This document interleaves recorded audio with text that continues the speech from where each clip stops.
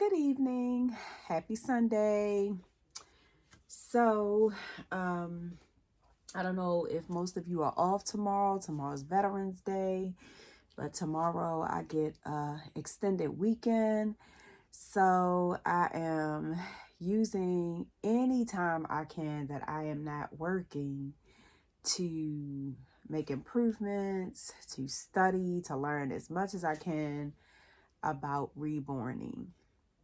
And I'm also into gardening and some other stuff too. So I divide my time as best I can. But anyway, today I wanted to come on because I'm going to start my process of reborning. And this is my tiny art station. But I'm proud of it because I make good use of the space. And the first thing I just wanted to show is this is how I store my kits. And this is how I store the kits as well after I start the reborning process for any drying or just holding on to the kit after I paint it so that it doesn't get a lot of lint, dust, and dirt on it. So one of the things that I kept hearing experienced artists say is you want to keep the area where you reborn as clean as possible, as tidy as possible. Like you don't want a lot of lint, a lot of dust, a lot of hair and things on your kit. So I keep them inside of these clear containers, and I keep the COAs with them. I also keep them in their plastic until I wash them. So today I'm going to start washing this Real Born Christopher Asleep kit by Bountiful Baby. I'm going to start washing him and alcoholing him down to purify his kit and get it ready to varnish and receive paint.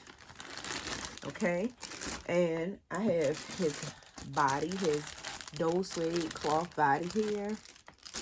I also have another kit that I want to reborn. This is the Jade Asleep kit, but I'm not going to start this until it might be after Christmas, or I'm not going to start this kit until I finish the Real Born Christopher Asleep kit, because the Real Born Christopher Asleep kit is for a client of mine.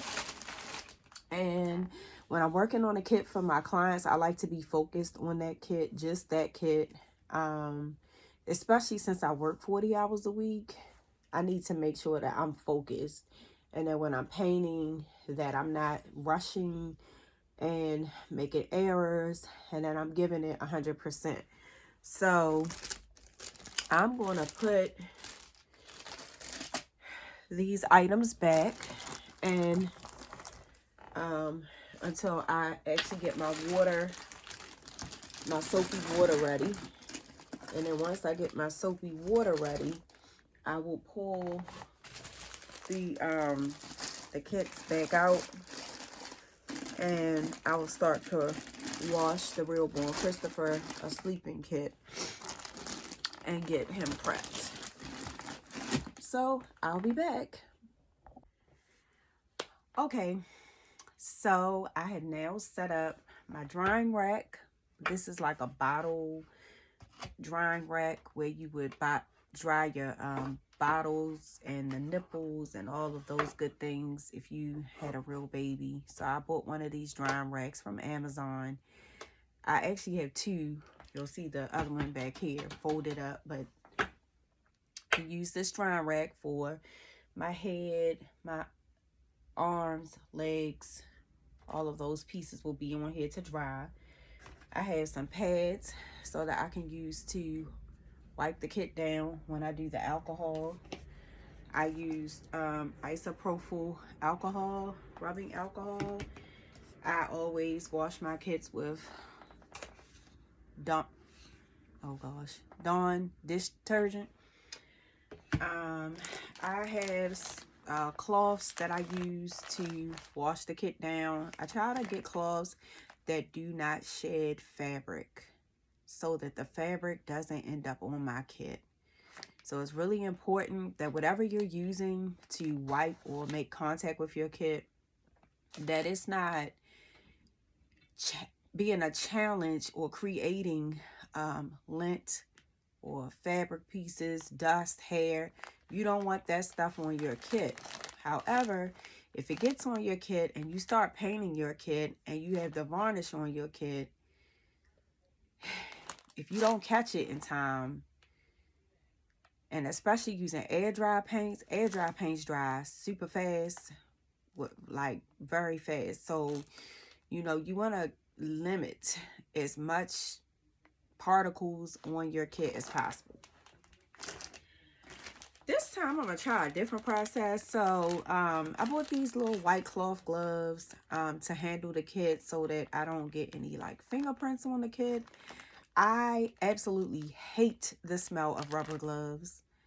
I don't know if you know gloves that don't smell, make your hands smell rubbery. I hate that. I just took the gloves off and now my hands smell like rubber tires. I hate that smell. So I bought these gloves to help me out. I bought some tongs, and I saw a video of an artist painting, and she has stuck like a small wooden spoon dowel thingy into her kit to help her to hold on to the kit pieces and paint. So I'm gonna try this method and see how it works. But if I don't like the wooden spoon method, I'm going to use these tongs that I bought. And I think that those are going to help me because sometimes you get cramps in your hands when you're trying to hold the pieces. So I'm going to try some different methods this time to hold those pieces while I'm painting and handling my kit. I have a baby blanket in here, a baby pad in here that you like lay your baby on when you change them and put a diaper on them, just in case I need to lay my kit down on a clean surface. I have a blanket and a clean surface to lay them on.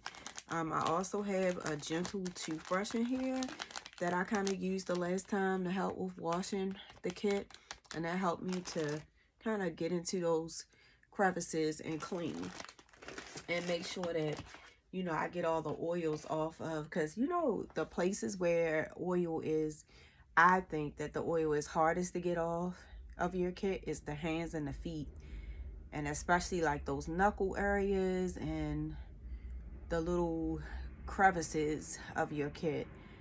Sometimes I think if you don't get all the oils off, it makes it hard for the kit to take paint. So you just want to spend your time washing the kit thoroughly. Like don't do like one rinse and then that's it. Make sure you take your time thoroughly and wash your kit. But anyway, I'll be back. I'm back, and now I'm gonna start taking the kit pieces out. And I have my warm soapy dish liquid water. I try to make the dish liquid water warm, as warm as I can stand it, just to make sure that I'm getting the kit as clean as possible. Got my little toothbrush together, getting that ready to help me with gingerly like getting in the crevices. So I got that ready. I only use this toothbrush for my kits. I don't use it for anything else. Same with these cloths. I wash them and put them away every time I finish. And so you're going to see me put the Christopher a Sleeping kit in here, and I'm just going to start washing it. And I'm going to do this several times. And I'm going to do this to all of my pieces. And then I'm going to take that toothbrush and the hard to reach areas, you know, I'm going to go into those hard to reach areas and just make sure I'm getting any oils. And also sometimes your kit have these little divots on there. I don't know what to call them. And you just want to get in there and get those little leftover pieces from the mold out off the kit. You want this kit as clean and ready to receive paint as possible. You want to make sure you don't miss any spots on your kit, especially under the chin where the neck area is. You want to paint all of that. Inside the ears, behind the ears. you want to paint all of that, and you don't want to miss any spaces. Your nose area, that divot in the chin, dimples. If your baby has any dimples, you want to get all of those spaces and just make sure you clean your kit. You also don't want to leave any scratches, or you want to handle your kit with care. The kits are sturdy though, they are durable, but you just want to make sure that you're handling your kit with the utmost care possible, right? I don't typically get water inside of my baby parts because I don't want any mold. Now, I think I have seen videos where people just put the whole thing in water and, they let it dry. I do let my kit dry. I'm probably going to let it dry for a couple days because I'm waiting for my modeling sponges, and I don't really want to start painting until I have all my paint materials. I was checking my inventory, just trying to make sure that I had everything possible, to make this baby as beautiful as possible for my client. But anyway, have a good evening.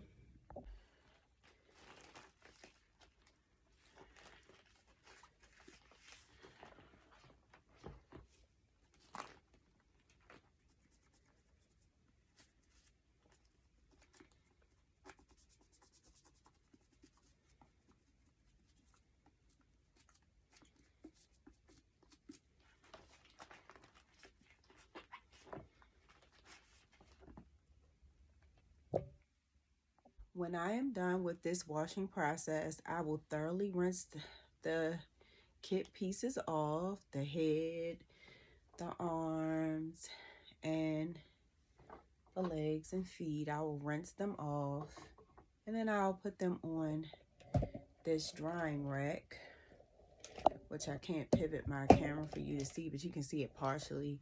I'll put them on this drying rack for them to dry, and I'll let them dry for about an hour or two, and then I will remove them from the drying rack, and I'll put them inside the clear tub down here, and that's where they'll stay every time that they're finished a part of the paint process. They will stay in that tub until they are completely done and ready to be put together, even through the rooting process. Now, once I get to the rooting process, I'll explain that when I get to that, but I usually then take the baby out and put it together kind of, and then I go through the rooting process, and your hair has to be glued in, it has to dry and all that kind of stuff. So I will go through my process and share my process. But anyway, thank you for joining me, and I look forward to sharing with you guys the next time.